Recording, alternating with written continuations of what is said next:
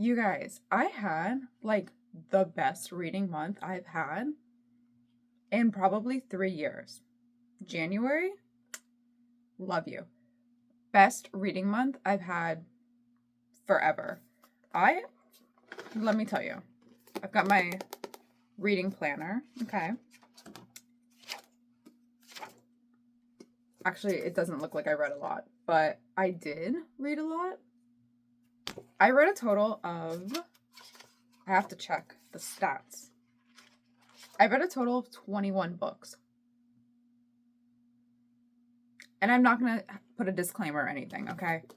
Because whenever people like read a lot of books and they're like, you have to like disclose this, that, the third, whatever. Okay, I've read a lot of poetry.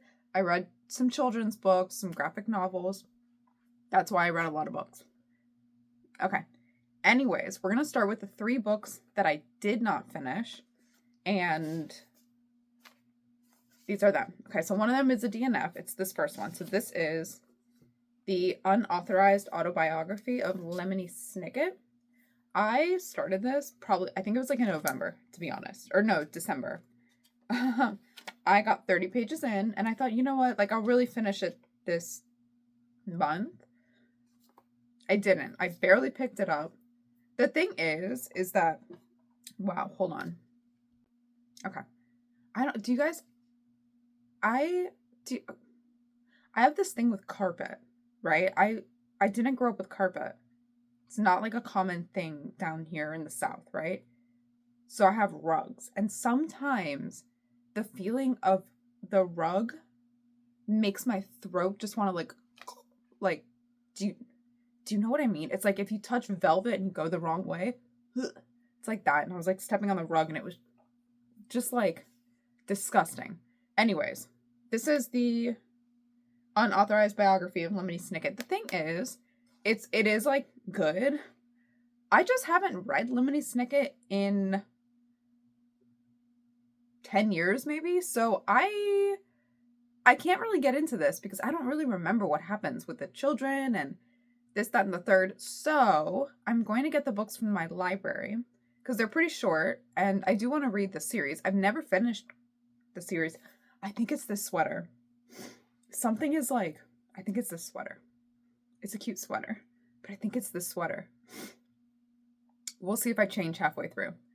I'm going to read the series first and then I'm going to come back to this. I bought this in, I believe, Indiana for like $4. And it's cool. It's like kind of like multimedia-ish. You know, it's got like newspaper articles and it's supposed to be the autobiography or unauthorized autobiography of Lemony Snicket. Oh, it's this sweater. I need to change. Hold on. Okay. That sweater is like making me gag. So we put a sweatshirt on. Very cute, very simple. Very Hollister 2018, 2019. Anyways, so that's Lemony Snicket. We're moving on. Excuse me. All right, the last 2 books are pink. They're from my pink shelf. Yay. Okay, we're making progress, right? So the first one is The Little Book of Schiaparelli. I'm just not that far. I'm 28 pages in. It's good though. It is exactly as it says. It's The Little Book of Schiaparelli. Like, what do you want, right? It's just her life story. Lots of pictures. Don't ask me why. I just have not been picking it up. I haven't really been in the mood to pick it up.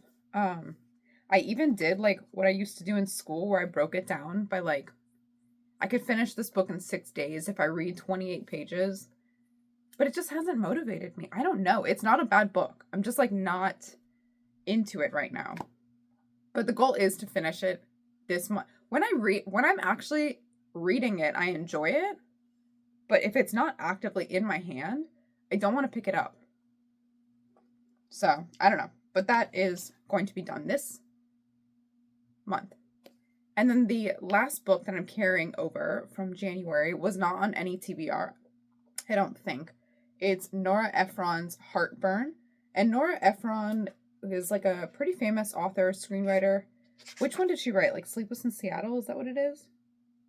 Yeah, Sleepless in Seattle, You've Got Mail, When Harry Met Sally. I watched Julie and Julia. She wrote that too. I read this book in college, possibly 10 years ago. It's been a minute, right? I read it for a women's lit class, and it's really good. It's very funny. Basically, we follow Rachel, the main character, as she's like discovering that her husband is having an affair. And I don't remember if they get a divorce, but she's also like 7 months pregnant. And her whole world is just like a mess. And she's kind of a bit of a mess. Like, I don't know. And she's also a cook. She's like a chef. She writes cookbooks. So there's like random recipes thrown in. I like it so far. I like Nora Ephron's writing style. I like her voice. It's very like, it's a little bit kind of all over the place, but maybe it's because it's a reread for me. I don't remember what it was like the first time I read this book, but I kept it, obviously, so it wasn't bad. But maybe it's because it's a reread. I remember little bits, and I'm enjoying it. So I don't know. I'll let you guys know more when I finish. I'm like almost halfway through, pretty much. It's not a big book. It's one of those books that's like more like literary fiction-esque. I guess it is. I don't know what you'd classify it as. Does it say? It says fiction, literature. It's only 178 pages, but maybe it's because the pages are like blocks of text with like the dialogue is like in the text sometimes. I don't know. I think it's because it's very blocky. It does kind of take a little bit to get through. It's not the kind of book you can necessarily like rush through. Hello, cats. They all want to congregate in my room, but then they all want to fight in my room because they're all in my room.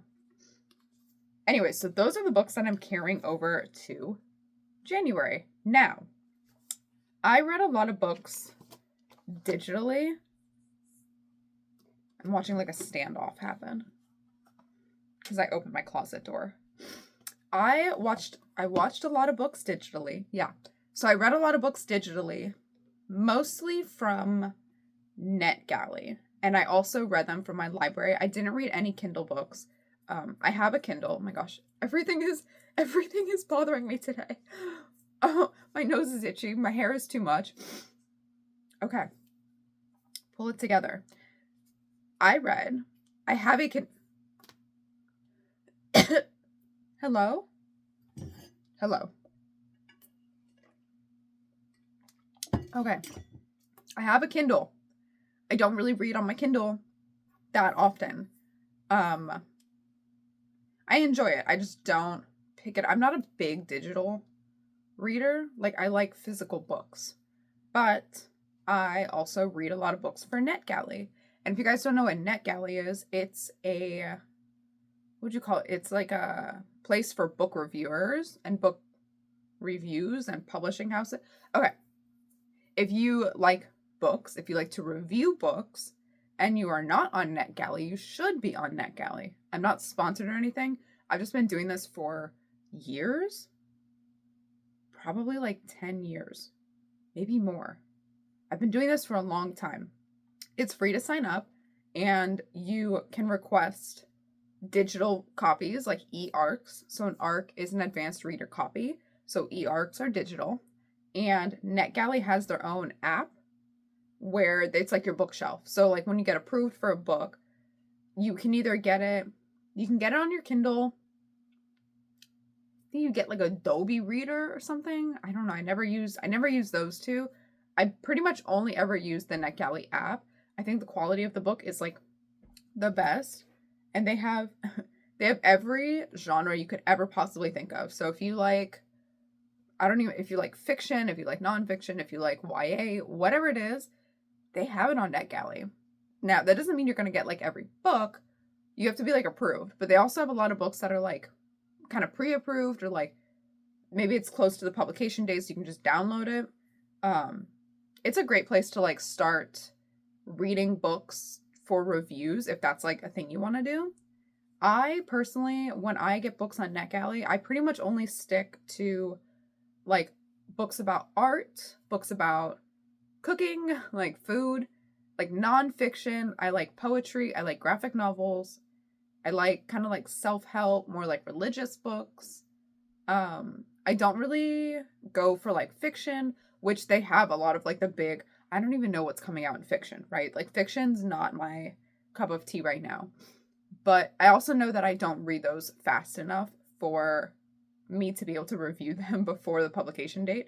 Sometimes, like I have in the past, but as it stands, I'm pretty much only in like the nonfiction realm or graphic novel realm. So I'm going to go through all the digital books first, and then I'll show you the physical books. Because those I have to show you on my tablet, because that's how I read them, is on my tablet, because it's the NetGalley app. So the first book that I'm reviewing, and I must refer, oops, everything is just all over the place today. It's just a day. Okay. So this is the first book I read. Yes, you can kind of see it. It's The Girl, the Priest, and the Devil by Heyo. Yes. I think that's the name. And hold on. Actually, here's what I'll do. Because I was thinking like, these books haven't been published yet, but I don't know the publishing dates off the top of my head, and I didn't think to write them down. So if it's a NetGalley, like hasn't been published yet book, I'm just going to put it in the description if you guys are interested, then you can check it out there, right? So this is The Girl, the Priest, and the Devil. It's a graphic novel. It was weird. Okay, it was not, I don't know. What was it even about? Like, it was, I got to the end of it and I was like, okay.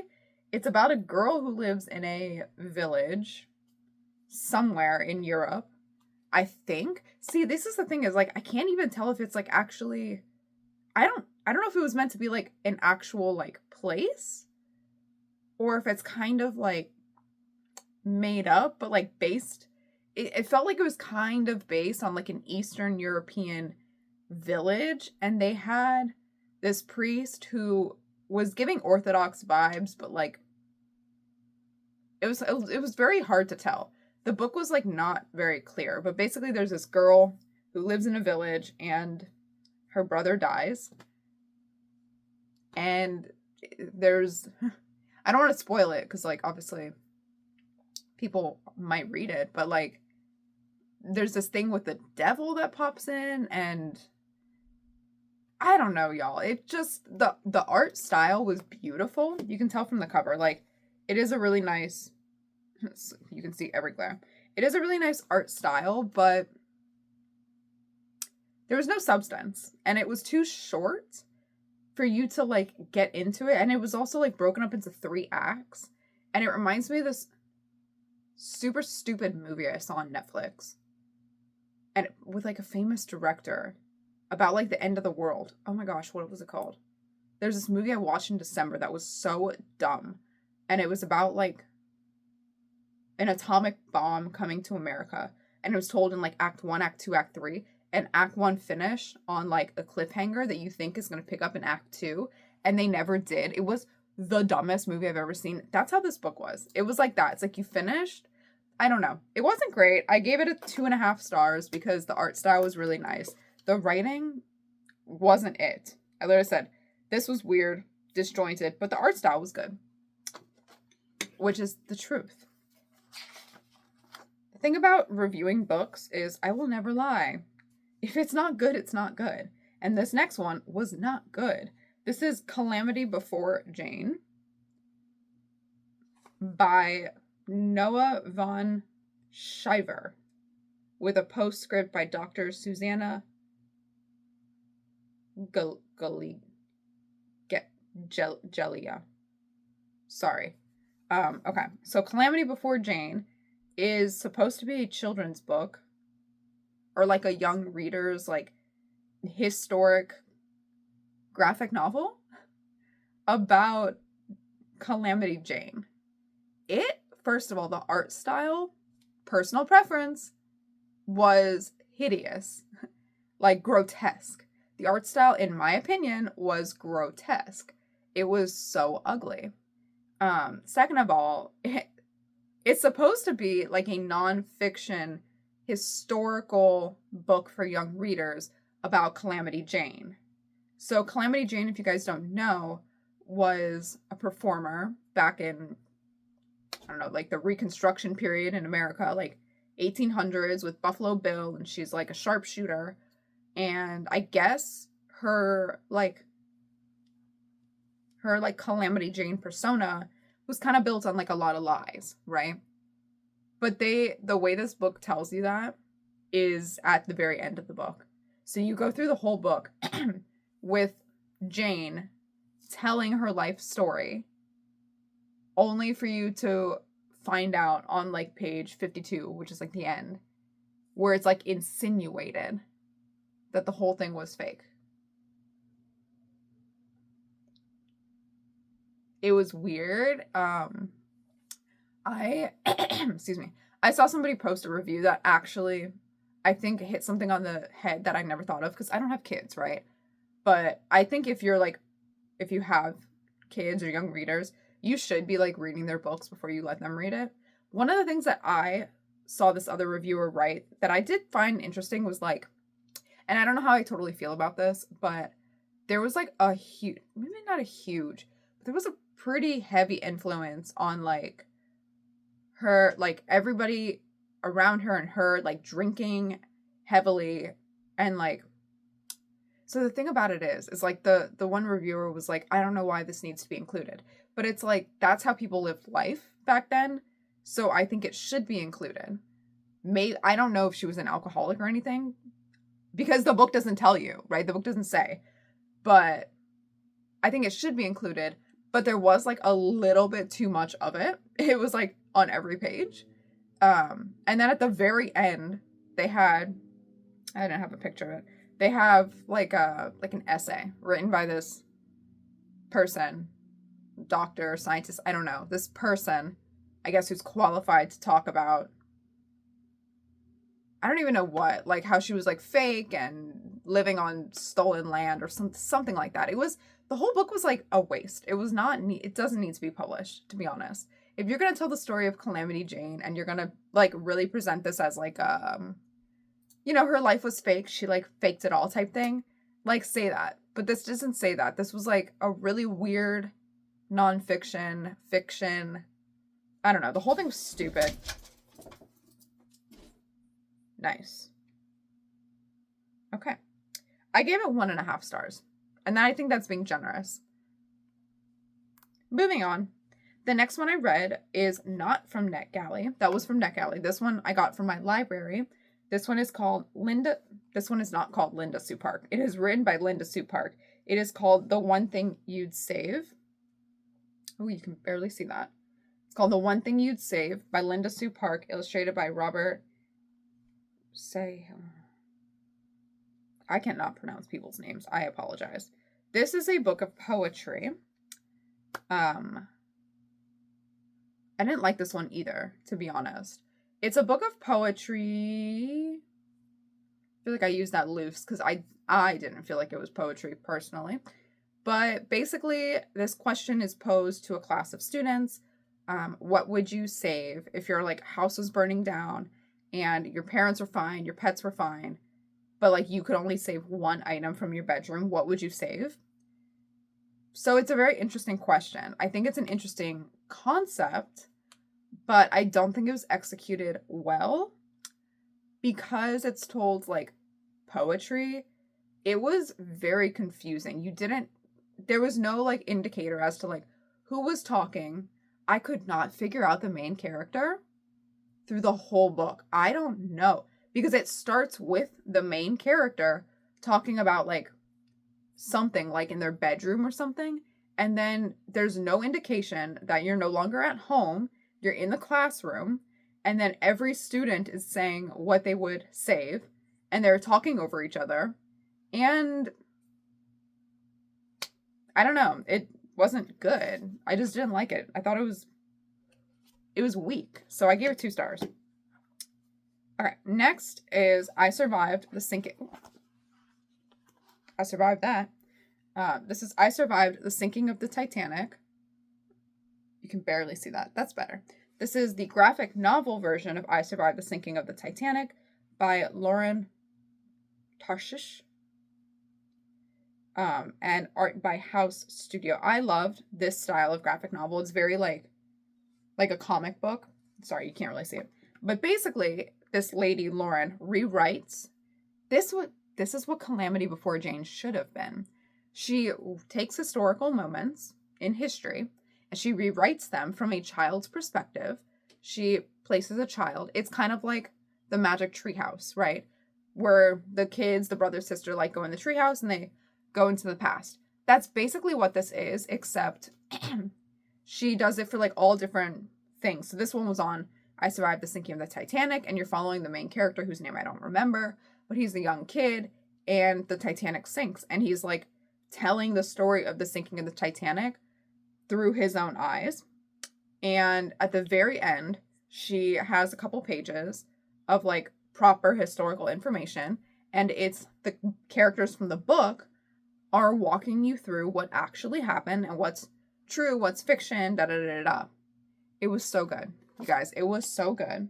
I gave this one 4.5 stars. I absolutely loved it.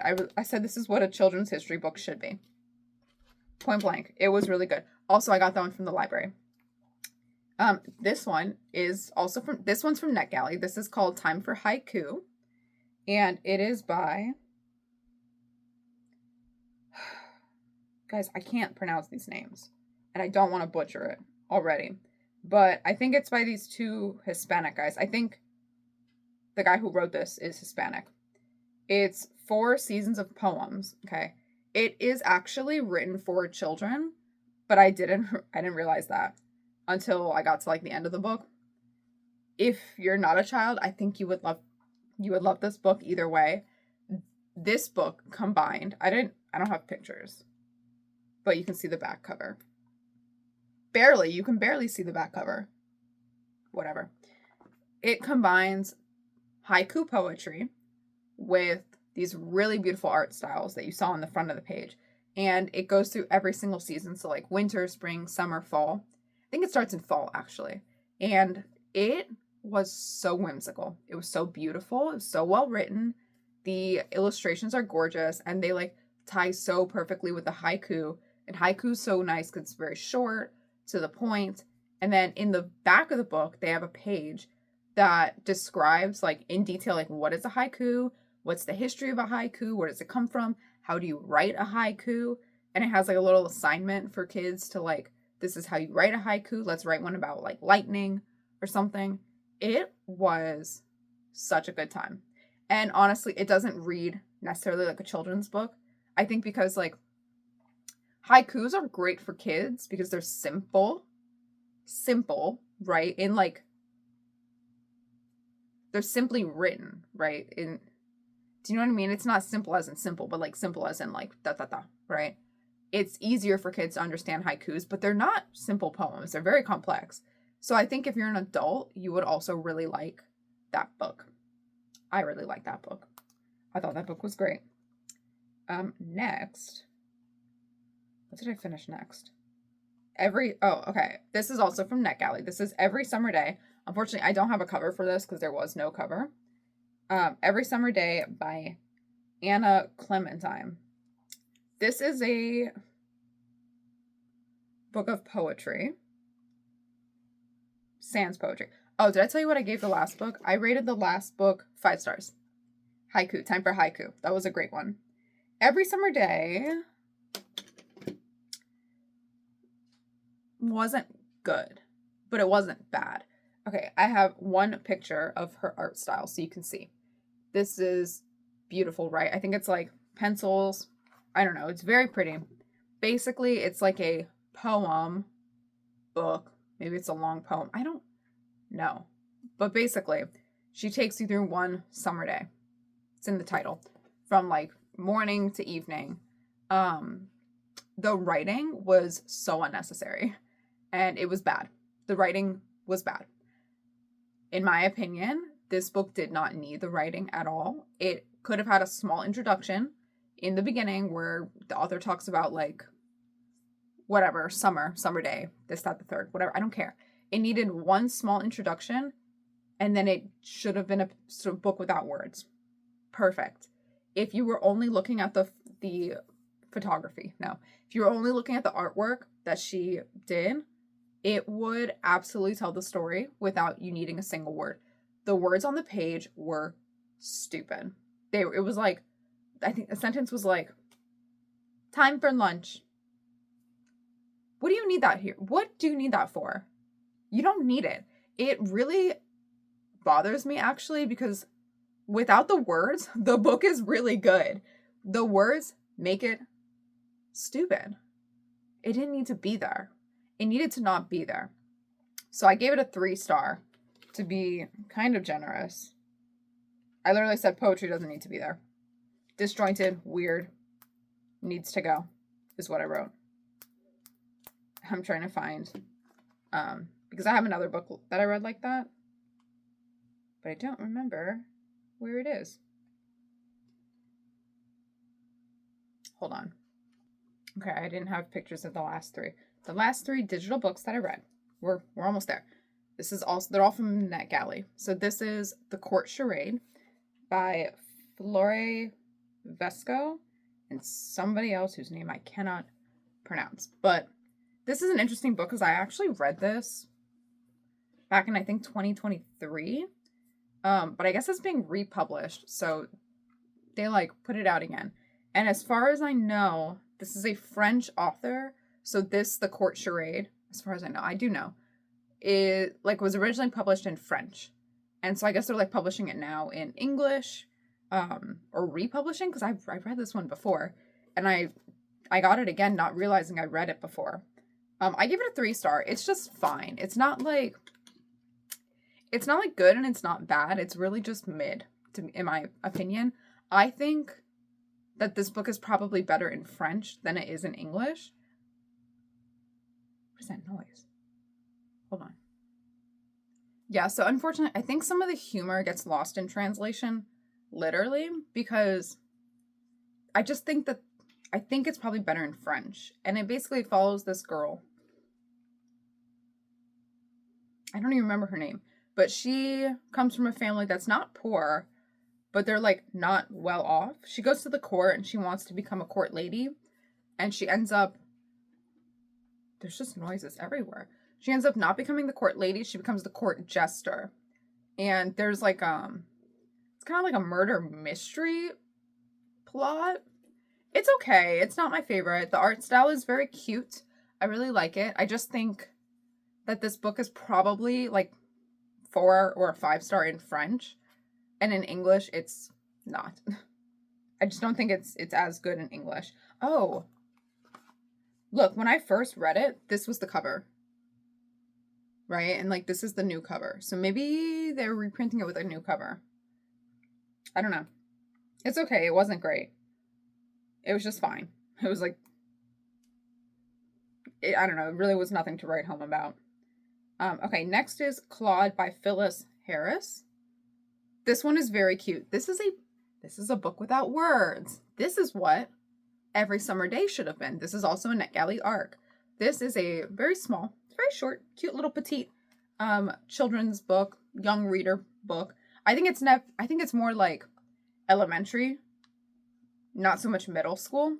But basically it's about Claude Monet, and the main character, I think her dog's name is Claude, but the main character is this little girl. She's very sweet. She has her like little easel, and she's imagining this Monet painting. I think it was like with the poppy fields, and she wants to paint it, and her little dog wants to help her paint. And it is so precious. It does, the illustration does such a good job of telling the story. And then at the very end of the book, they have one little like page, like little biography about who Claude Monet was. And yeah, I mean, there's not much more to say. It was really good.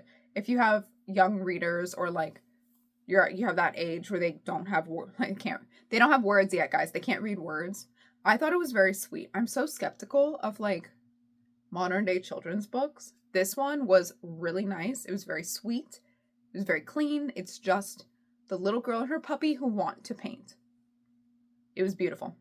And the art style was so nice too. It's very like minimalistic with just pops of color. Oh, it was so good. It reminds me of like, this is like so niche, like PBS Kids, but from like the 90s.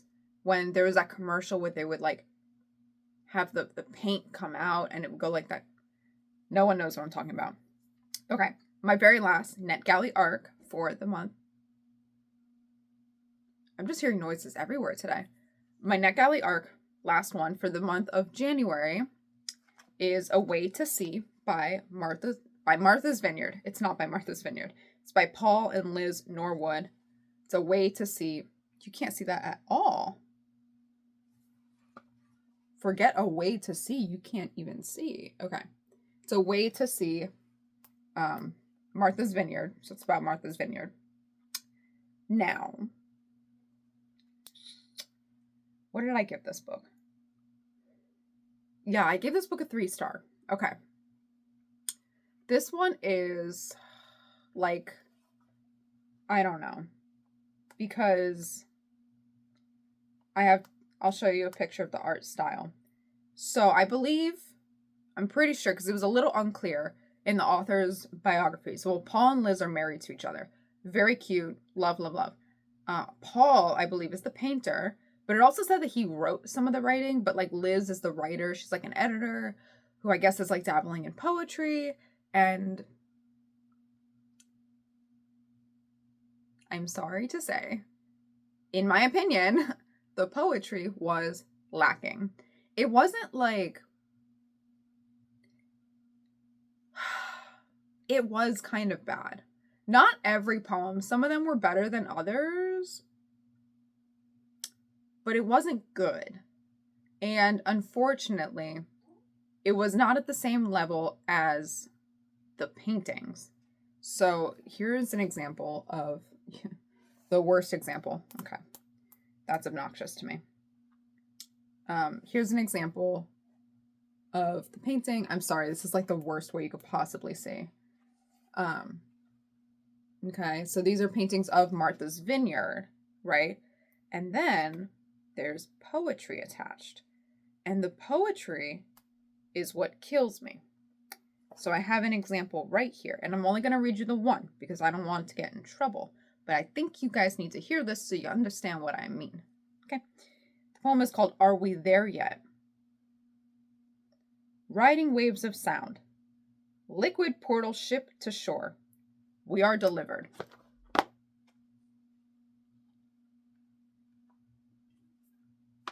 Okay. So there you have it. That is an example of the poetry that is found in this book. I don't want to be mean because I really, really wanted to like this book. I really did because I love Martha's Vineyard. I think it's beautiful. I've been before. It's gorgeous.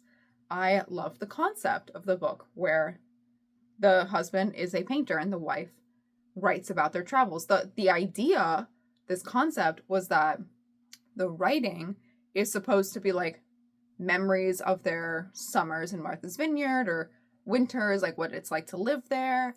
And they want to publish more books because I guess they travel a lot. The thing is, I don't want to read any more of that writing. The poetry sucks. Okay, the poetry sucks. What they could have done instead, which I think would have worked so much better because the book needs writing. You cannot just look at a whole book of his paintings. Sorry. They're really good. They're my kind of like taste. They might not be everybody's. And I don't like a lot of contemporary art. That's the kind of contemporary art that I really like. But I can't look at a whole book of that. Okay. You need the writing, but you don't need the poetry because not everybody's a poet. And that's okay. And I think this is a whole different video, whole different discourse that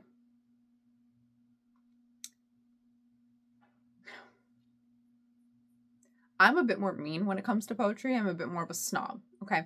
I think everybody today thinks that they can be a poet because of things like Substack. You're not. Okay. It's just not it. This author, not a poet. Not it. Maybe in the future. But right now, that wasn't it. What they could have done instead was like journal entries. Like if she just wrote about what life was like. If she just wrote about what it was like to do like a lobster bake on the sea. or what it was like to just bike around. Like if you just wrote like a free form, right? It's going to have a poetic quality to it naturally, but it's going to be a prose. It's not going to be a poem, because when you say it's a poem, I'm going to judge it very differently. And this was giving TikTok brain rot, Twitter garbage. Okay. So I gave this book a 3 stars because I think and I hope in the future that it could be better. I really love the concept of this husband-wife duo publishing these books together where he's doing these paintings. And the paintings do a really good job of like embodying the feel of Martha's Vineyard. So I'm interested to see how he would do that with like other places around the world or around the country. I don't know. But the writing doesn't match. This was like the other book, Every Summer Day. The writing and the art don't match. The art is here, the writing is here. If there's this much of a difference between one element and the other element of the book, it's going to be startling. That's why it's so much worse. Like if his paintings weren't as good and her poetry wasn't as good, it would be more equal. So that's that. Those are all of my NetGalley. I spoke a lot. This is like a long video, but I read a lot of books, so it's going to be a long video. But that's everything from NetGalley. So thank you to NetGalley for all of these e-arcs and to all the different publishers who approved me. Love you guys.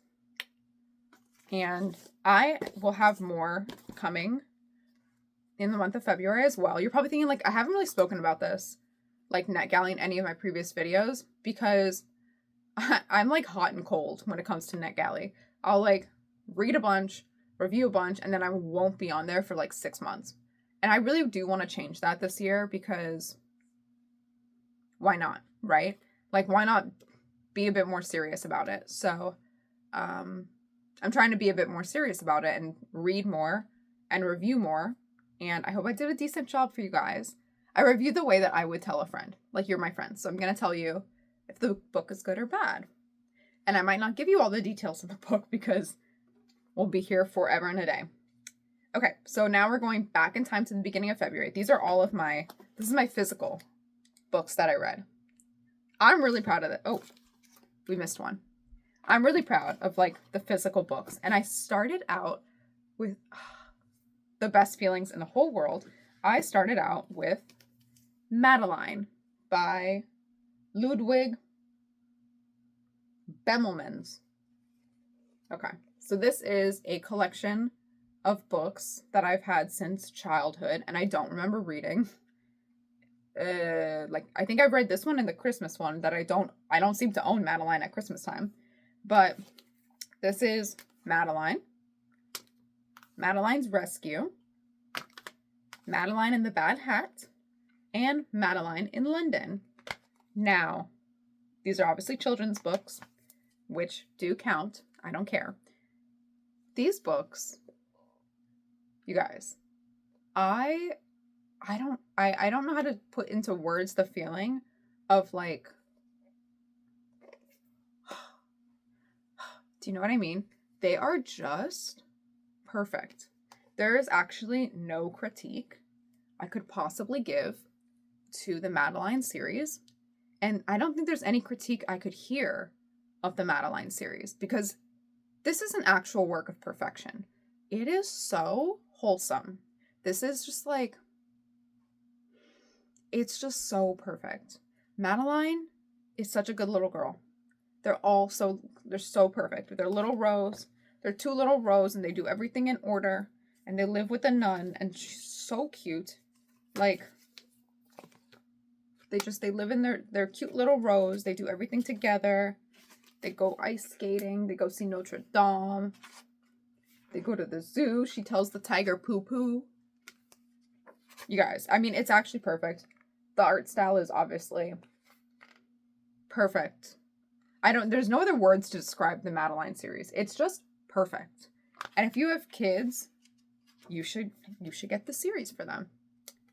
And he has written other books too, but I personally haven't read them. And I would like to. I'd like to do a little research into Mr. Ludwig, because I reread these and I was just like enamored. It's so cute. This whole book is so sweet.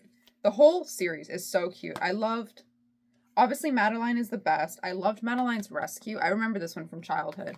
The Bad Hat and Trip to London. I didn't remember these books. I assumed that I read them, but I really liked them. The Bad Hat is the little boy from Spain. So cute. Very good series. 10 out of 10. Obviously, I gave them all 5 stars. I love this series. I can't say enough about the Madeline series. Okay. So next, now, okay, these are in no particular order because I don't remember the order in which I read these, but this is Food Rules by Michael Pollan. This is an eater's manual. He's the author of The Omnivore's Dilemma. I really want to read that. This book is exactly as it says. Rules about food. Basically, it is how to eat food to be healthy.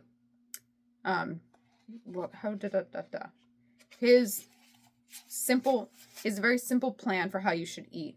What should you eat? What kind of food should you eat? Oh, sorry, that's not it.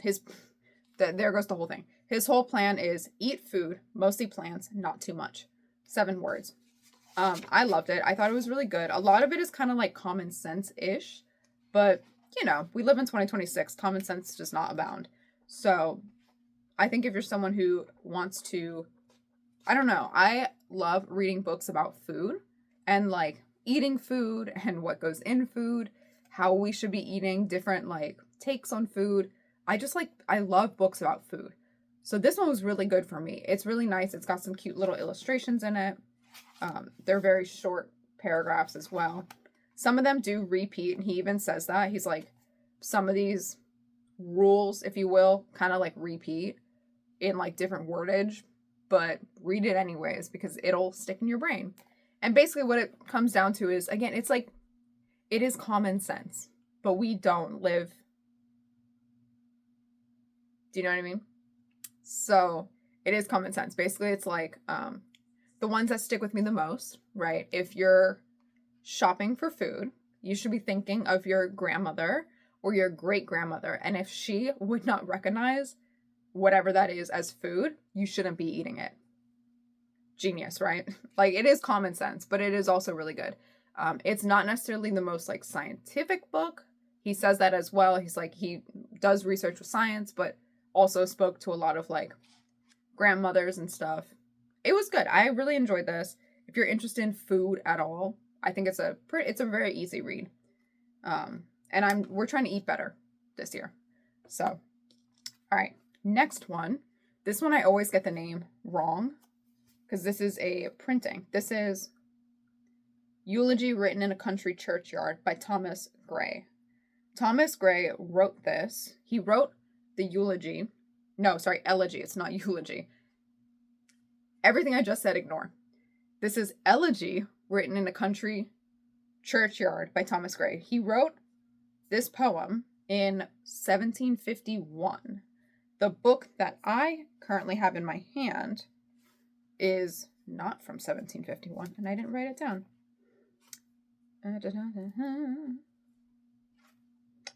The book that I have in my hand was published, this edition, in 1883. It's, in my opinion, like almost immaculate condition for being published in 1883.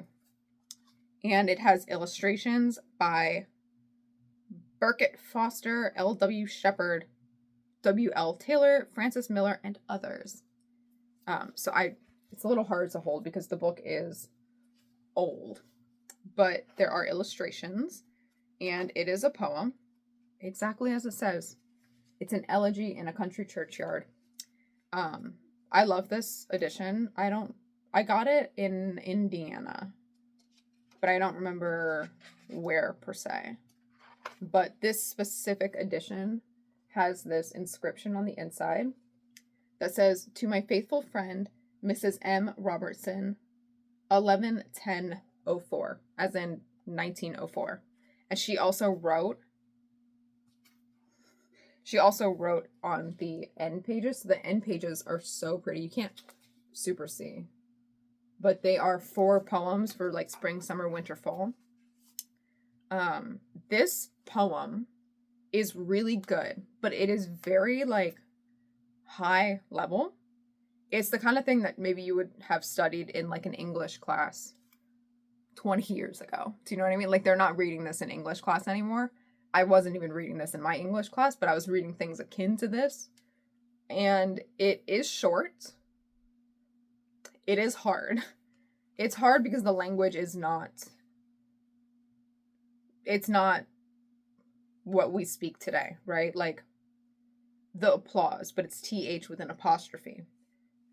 There's a lot of words in like circumscribed. Not that that's like a big word, but I don't know. There are quite a bit of, I guess the way they like abbreviate words, or just the language itself is not how we speak English today. So this one, as short as it is, took me some time to get through. It's, like I said, it's not an easy book to read. Like, it's not an easy poem. However, if you Google it, right, elegy in a country churchyard, elegy written in a country churchyard, if you Google it, there is like a whole study guide, which I think you do have to pay for. I haven't done it yet, but I really want to, where they break down every single line, like word for word. Also, it was written in England, so life is different in like England 1751 than it was in America 1751. But again, this poem was written before this country was even established, right? So it's gonna be a little bit more complex to get through. That study guide, if I can find it, I'll link it. I haven't bought it or paid for it yet. It's something I really do want to do, and I want to go back and read this again. Because I would say that I have probably a 50% understanding of this poem on my own, and like random little Google of here and there, right? It's something that I feel like you really need to sit with and you like really need to study. So if you're interested in like poetry, like not modern poetry, but like poetry, this is a very good book. Okay, next I read Fifu and Her Friends. Oh, I gave that 5 stars, by the way. This is a play by Maria Irene Fornés. This is a very short play. It's a play. Did I say that? It's a play. So I think I told you guys, like, one of my goals this year is to read more plays, more poetry. This is one I've had on my shelf forever. I think it was written, I want to say in the 90s, but I feel like it was written in the 70s, to be honest. It's very interesting. It's very surrealist, actually. And Fifu is the main character. How do I describe this? This was a trip. This was very interesting. I think it's Act 2. They talk about, before you read Act 2, they do describe what the set should look like. And it's fascinating. This play would have been told like in a black box sort of a theater where the audience is taken from room to room to room. And Act 2 was my favorite act because it happens simultaneously. So there's 4 scenes that are happening at the same time, but you as the audience member are here, and then you go here, and then you go here, and then you go here. So you're getting this, and then you get like a little bit, and then you go here, and you get a little bit more, and you go here, and you get a little bit more, and a little bit more, and a little bit more. I would love to see this like done live. I think for me, it's really giving like second wave feminism sort of vibes, but done well. Because a lot of the stuff that came out of that era, I don't always love. This one was so good, you guys. It is very surrealist.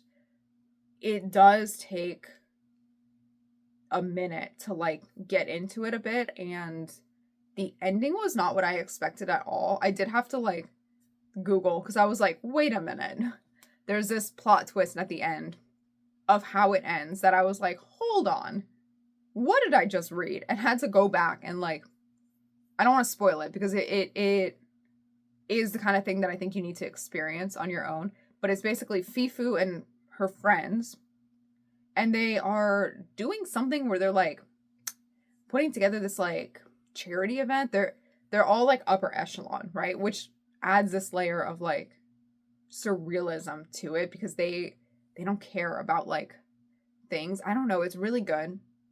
I really, really, really highly recommend. I think I gave it 5 stars, which is for me like, I don't know. I don't know. This was really good. It has stuck with me. And I read this pretty early in February, or January, sorry, like the first week of January. It has stuck with me. This one was fantastic. It is so weird. It's weird, but it's really good. I liked it. Sorry I couldn't give you more. Okay. Next we have One Woman Show by Christine Coulson. Okay. So this one is also very fascinating. This one I thought was written older than it is. It was written in like 2002 or something. And the whole thing is told, the whole story is told in like museum placards. Okay, so you follow the main character, Kitty, from birth to death. And her entire story sans a few pages here and there. There are some pages of like dialogue and stuff. But basically the whole story is told in these museum placards. You guys, amazing. Fantastic. 10 out of 10. 5 stars. 1,000% yes. This book was so good. Side note, okay, the writing is immaculate. The lady who wrote this, Christine, first of all, her picture in the back is such a vibe. But she used to work at the Metropolitan Museum of Art, and her job at the Metropolitan Museum of Art was to write the placards, like the little information for the artwork. So for her to go on and write this full story about this woman, Kitty, who's kind of told as this like porcelain figurine almost, but she's like a human. I don't know. It was amazing. Side note, I was Googling the definition of words on every page, which made it a little annoying to read because I had to Google words, but that's a me problem, not a book problem. That's a me problem. And I'm okay with it because I just learned like 100 new words from reading this book. But it was so good. I don't have the words, clearly. I don't have her vocabulary. But you follow Kitty from birth to death. And it's the story, and she's born like around turn of the century, like I think like late 1800s. So it's very of the time. You know, she's growing up. She's like a young adult in the 20s, getting married, getting divorced. It's her life. It's not necessarily a happy story. And I think that's why I liked it the most. It's like, it doesn't necessarily have the happiest of endings. It's not, her life is not perfect. She really does not, she was born into this like extreme wealth, but her life itself, it doesn't go the way you think it would go. And that for me was just the best part. It feels like a very like, I don't know how to put this into words. It felt like it was a look into this woman's life, but like her life could have been any woman's life, if that makes sense. It was great, you guys. I found this book at a thrift store. I paid like $1 for this book, literally. And I bought it on a whim because I was like, oh, that's a nice cover. It's real pretty. This was amazing. I absolutely want to give it a reread later this year, but my mom wants to read it first, so she gets to read it first. Okay. Next, I read Bunny Bunny by Alan Zwiebel. Oh, I gave this one 5 stars, obviously. This is Bunny Bunny by Alan Zwiebel. Bunny Bunny, Gilda Radner, A Sort of Love Story. So it is written by Alan Zwiebel, who used to write for Saturday Night Live, and Gilda Radner was on Saturday Night Live in like the 70s or the 80s. Here's the thing. I don't know these people. I don't know them from Jill and Joe down the street, right? I don't watch Saturday Night Live. I don't care about Saturday Night Live. So I went into this book not knowing these people. It's told the writing style is interesting. It takes a minute to get into it. Because it's all told like dialogue. It is all, ooh, can you even see that? Yeah, it's literally all dialogue, but there's no like indication of who's speaking. So you have to use context clues. Oh, what is that? What is happening? You guys, this is like the longest video I've ever filmed. but I'm giving you as much detail as I possibly can. I'm trying to get better about my reviews because sometimes I don't describe things properly. Okay. Like I was saying. So it's got his illustrations, which I really like. I really like the way it's told in dialogue. Once you get used to it, you get used to it. You can figure out who's talking pretty quickly because the whole book is dialogue. So, it's a very easy read in the terms of like, it's a quick read. It's not crazy. You could read this in one sitting easily. It's like 190 pages, basically. So the thing about it is, I think this is interesting. I think there's a generational disconnect with me in this book. Because my mom read this book, she loved it. My mom's best friend read this book, she loved it. They're of that time period, right? Because I was talking to my mom about this afterwards. I didn't like it. I didn't really like it. I like the way it's written. I like I mean, I do like the concepts. Like, he's writing about his friend Gilda. She died of ovarian cancer. She was also married to Gene Wilder. I always want to call him Oscar Wilde, but it's Gene Wilder. They're like the same person, are they not? Pretty much. I know they're not, but like in my brain, it's like October is the number 7. Do you know what I mean? It's like, yeah, orange. But so she married Gene Wilder. Really interesting. They were married till her death. Very sad. Like, that in and of itself is very sad. I wasn't sad reading this book. And I think it's because I don't know these people. So I don't have an emotional connection to them at all. My mom did. My mom's best friend did. They like, you know, my mom was like saying like, oh, she grew up watching, not grew up, but like, you know, she watched them and she got, you know, whatever. I don't think that the average person today would know who Gilda Radner is. I don't, right? And I'm not saying I'm like, ooh, I'm like super well versed, but I know older things. I've never heard of her.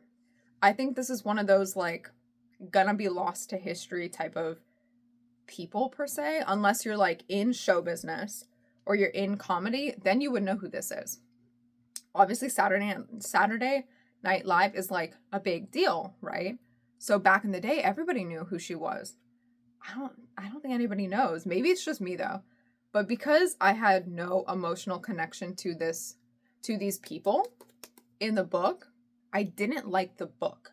And not because I didn't have emotional connection, but because I had this lack of emotional connection to these people, I feel like I was seeing it clearly through a different lens.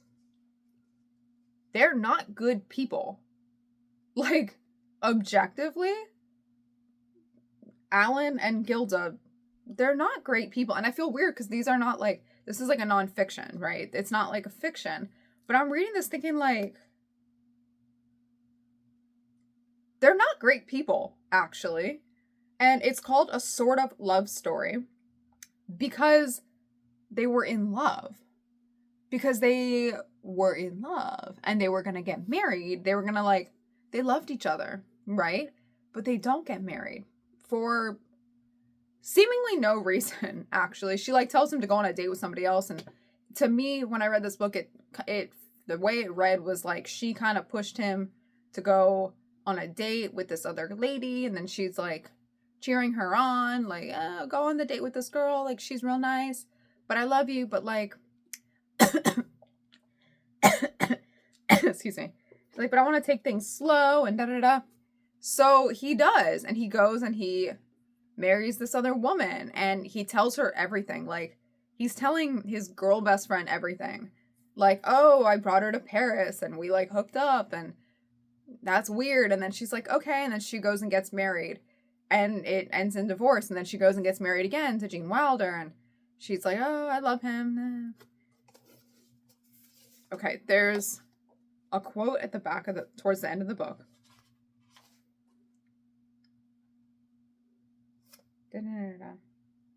Yeah, there's a quote back here that really like hit it home for me. She says, if I ask you a question, do you promise to take it the right way? Sure, because I know how happy you are with Robin, right? And I'm real happy with Gene, right? But how come we never got married? I've thought about that, Gilda. You have? Oh yeah, and I think we just forgot 2. I think we just forgot 2. We forgot to get married. It's the best conclusion I can come up with. Hey, are you okay? Can you do me a favor? Zwibble? What? Put your arm around me? Cold. A little? Want to take it back? Want to head back to the car? No, let's keep walking. Okay.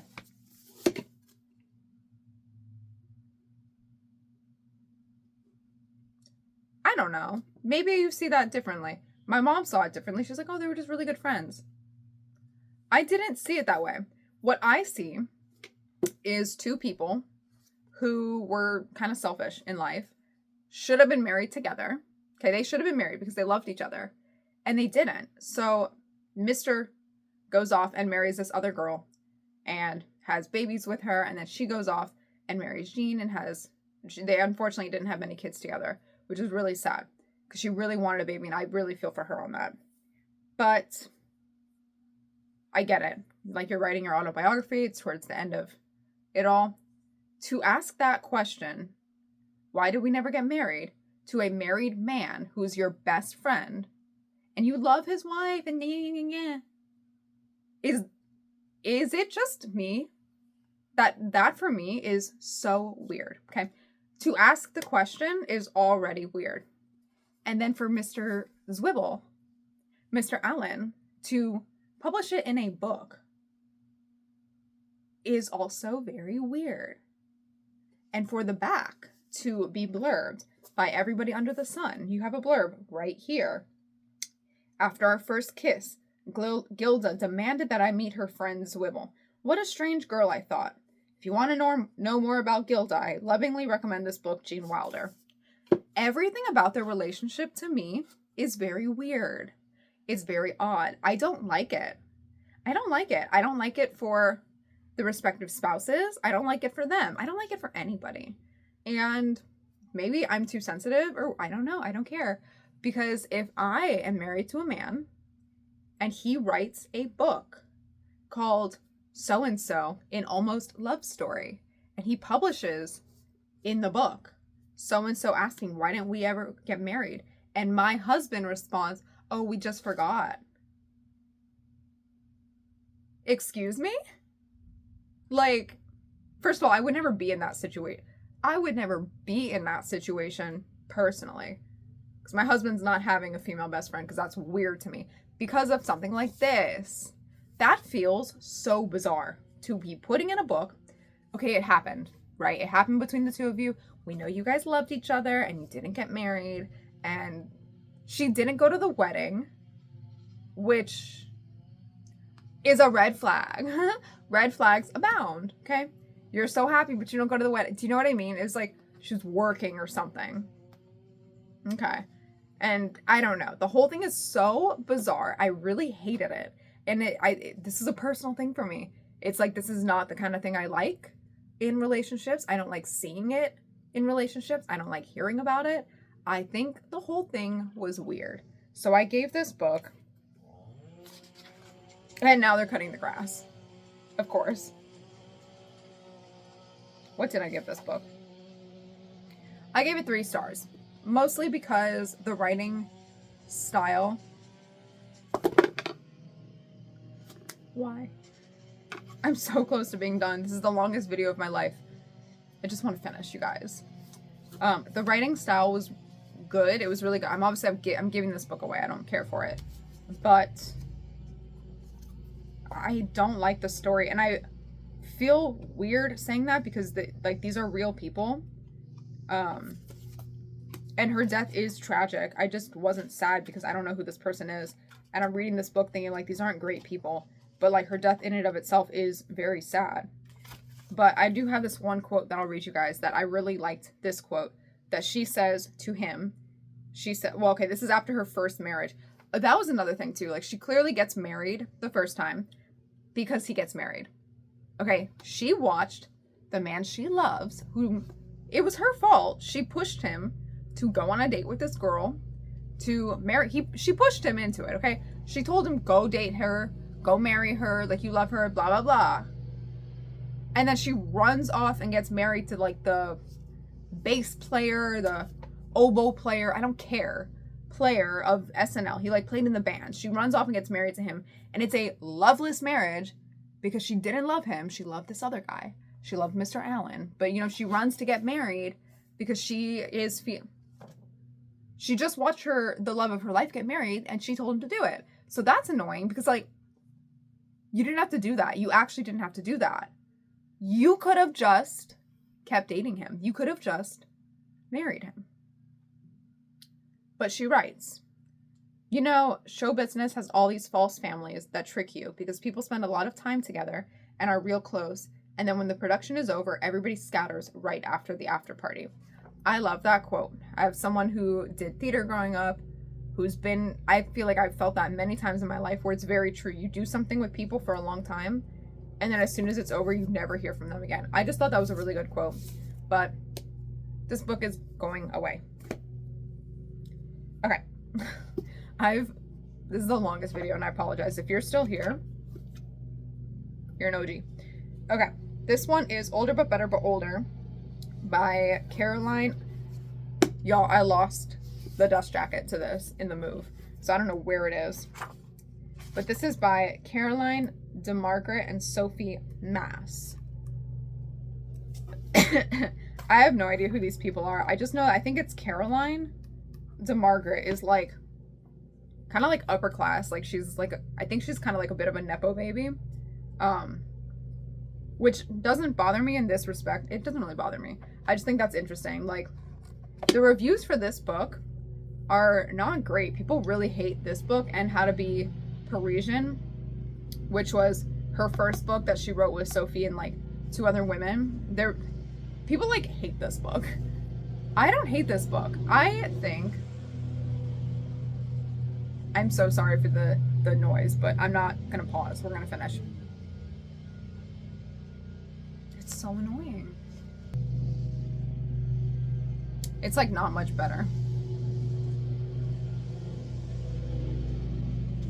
All right, well, I'm trying to finish because we're on the last 2 books, you guys.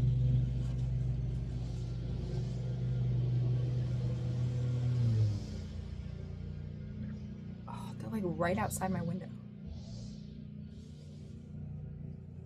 All right. Older But Better But Older. If you look up the Goodreads reviews, people hate this book. They like despise this book. This one and the other one. I don't really know why, if I'm being honest. I think people take this book too seriously, and I don't think they meant it to be serious. So, personally, I love this book. 4 stars. How to Be Parisian is about, like, their version of, they're from Paris, they're Parisian, right? They're French. Older But Better But Older is kind of a sequel to How to Be Parisian, kind of not. It is like a standalone, but it is kind of a little bit of a sequel. And basically it's about getting older. And they do talk a lot about like plastic surgery and like drinking, and I don't know. I think if you go into this as like, I think if you think that this is a serious book, the critical thinking is not necessarily there, because it doesn't read as a serious book. It's not, like, it's really not a serious book.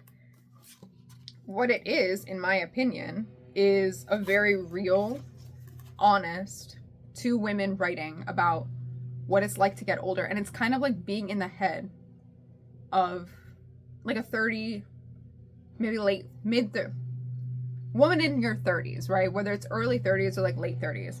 Now, I read this book probably twice. This might be my 3rd time. When I read it the first time, I think I was like 24 or 25.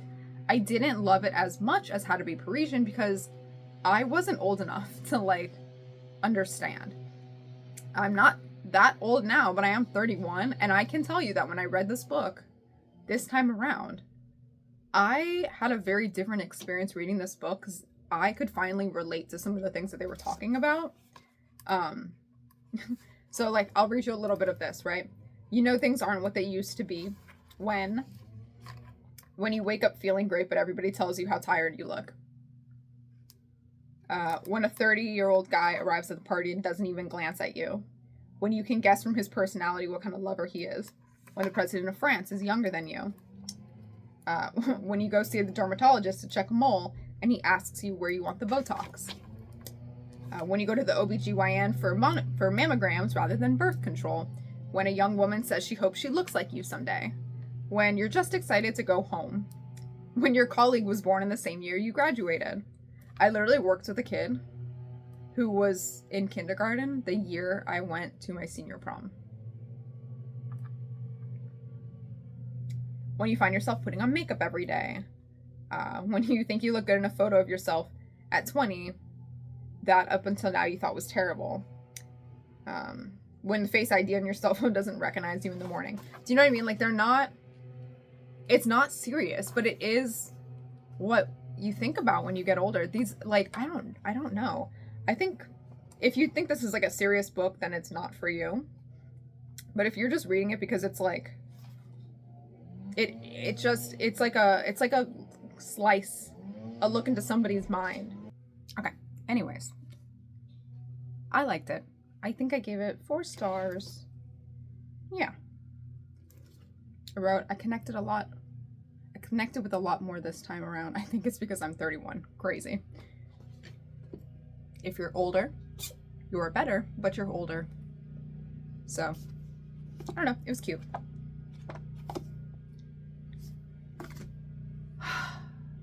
We're at the end. And it's a small one. This is the very last book.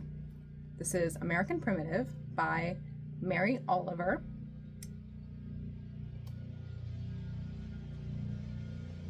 The grass.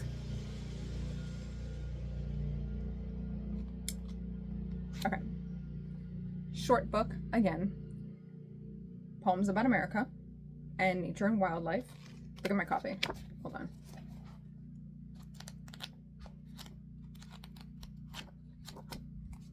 It's just been dog-eared, written up. Yeah. I read this one 8 years ago, 10 years ago, when I was in school. It was good then. It was good now. It is very good poetry. This is very good poetry. I just wasn't into it this time around. It took me like a week to finish because I could not get into it. But that's like a me problem. Do you know what I mean? Yeah. They are very good poems though. So if you're into like nature poetry, this is a really good book. She's got a couple other books that I have on hold from the library because I want to give them a go. This time around I could not get into American Primitive, but I still gave it 4 stars, I think. Yeah, because it is a really good book. It is really good poetry. I wasn't into it this time. Do you know what I mean? Like sometimes you're just not into it. Objectively though, very good. Okay.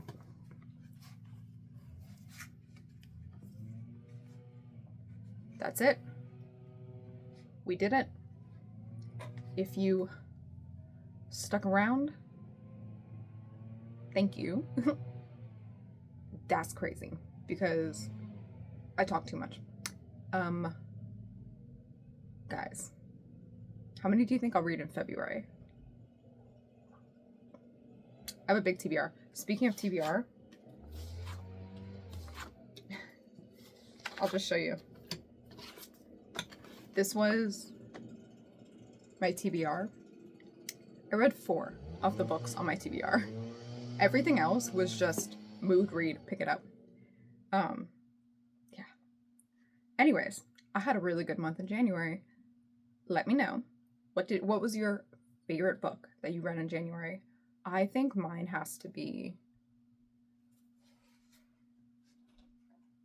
One Woman Show by Christine Colson and Madeline.